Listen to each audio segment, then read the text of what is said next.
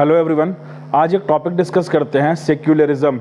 होता क्या है कि हम देख रहे हैं कि क्लास 8 से लेकर के जो हायर क्लास के बच्चे हैं, सेक्युलरिज्म वर्ड का ठीक से कॉन्सेप्ट नहीं जानते। बहुत लोग हैं जो ये वर्ड यूज़ करते हैं सेक्युलर या सेक्युलरिज्म, लेकिन इसका जो एक एग्जैक्ट डेफिनेशन है उसको नहीं समझते हैं। तो सबसे पहले तो ये समझते हैं कि ये जो वर्ड है सेक्युलरिज्म, ये कोई नैरो कॉन्सेप्ट नहीं है, ये एक बहुत ही वाइड कॉन्सेप्ट है।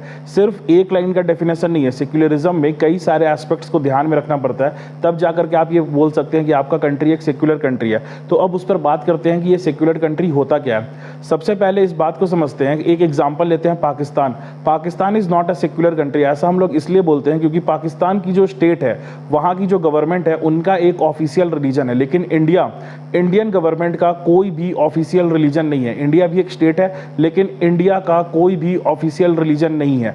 अब यहाँ पे बहुत लोग को ऐसा लग रहा होगा कि हम इंडिया को स्टेट क्यों बोल रहे हैं, कंट्री या नेशन क्यों नहीं बोल रहे हैं। तो फिर ये जो कॉन्सेप्ट है, what is the difference between state, country and nation, ये हम किसी और वीडियो में क्लैरिफाई कर देंगे। फिलहाल के लिए आप ये समझिए कि India is also a state. तो इंडियन स्टेट का कोई भी ऑफिशियल रिलीजन नहीं है, इसीलिए सबसे पहले तो India is a secular country. लेकिन सिर्फ इतना ही नहीं, इंडिया में और भी कुछ ऐसी चीज़ें हैं, और भी कुछ ऐसे प्रोविजंस है, लीगल प्रोविजंस है, जिसकी वजह से इंडिया एक हेल्दी सेक्युलर कंट्री है। जैसे कि हमारे यहाँ पे माइनॉरिटीज़ एंड मेजॉरिटी दोनों लोग रहते हैं और दोनों को फ्रीडम, फंडामेंटल राइट्स मिले हुए हैं। जैसे कि फ्रीडम ऑफ रिलीजन, आर्टिकल 25।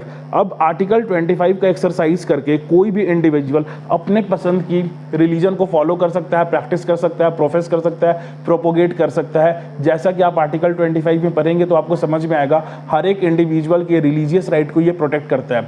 वैसे ही आर्टिकल 26 जो है वो एक कम्युनिटी के राइट्स को प्रोटेक्ट करता है, जैसे कि right to manage your own religious affairs. अब इसमें आप अपने रिलीजियस अफेयर्स को मैनेज कर सकते हैं, प्रोटेक्ट कर सकते हैं, अपने हिसाब से रेगुलेट कर सकते हैं। तो आर्टिकल 25 आपके इंडिविजुअल राइट को प्रोटेक्ट करता है, आर्टिकल 26 आपके कम्युनिटी के राइट को प्रोटेक्ट करता है। सेम तरीके से आर्टिकल 27 ये कहता है कि गवर्नमेंट या फिर स्टेट किसी भी इंडिविजुअल से किसी पर्टिकुलर रिलीजन को प्रैक्टिस या फॉलो करने के लिए किसी से भी किसी भी तरह का टैक्स नहीं ले सकती। और इसका एक दूसरा तरीके से ये भी बात है कि गवर्नमेंट पैसे स्पेंड नहीं कर सकती है, मनी स्पेंड नहीं कर सकती है किसी एक खास रिलीजन को प्रमोट करने के लिए। और वैसे ही आर्टिकल 28 ये कहता है कि हर वो इंस्टीट्यूट जिसमें स्टेट हेल्प करती है किसी भी तरीके से फाइनेंशियली, या तो कंप्लीटली हेल्प करती है या फिर पार्शियली हेल्प करती है, वो किसी को भी रिलीजियस इंस्ट्रक्शन नहीं दे सकता है या फिर किसी को भी फोर्स नहीं कर सकता है कि वो लोग वहाँ पे अपने रिलीजियस इंस्ट्रक्शंस को ले।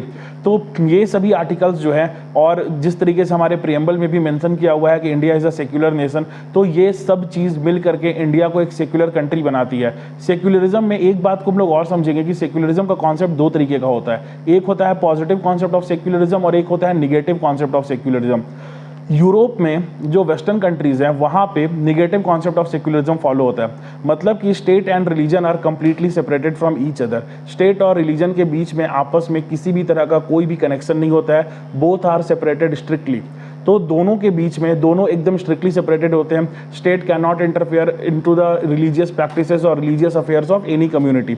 ये हो गया निगेटिव कॉन्सेप्ट। लेकिन पॉजिटिव कॉन्सेप्ट में क्या होता है कि स्टेट जो है सभी रिलीजन को इक्वली प्रमोट करता है, इक्वली हैंडल करता है। स्टेट जो है सभी रिलीजन को इक्वली प्रमोट करता है, इक्वली हैंडल करता है। तो ये जो है ये एक पॉजिटिव कॉन्सेप्ट है। हालांकि एक प्रोविजन बताना रह गया था कि ये जो सेक्युलर कंट्री है इसमें दो आर्टिकल्स और आपको हेल्प करते हैं, वो है आर्टिकल 15 और 16।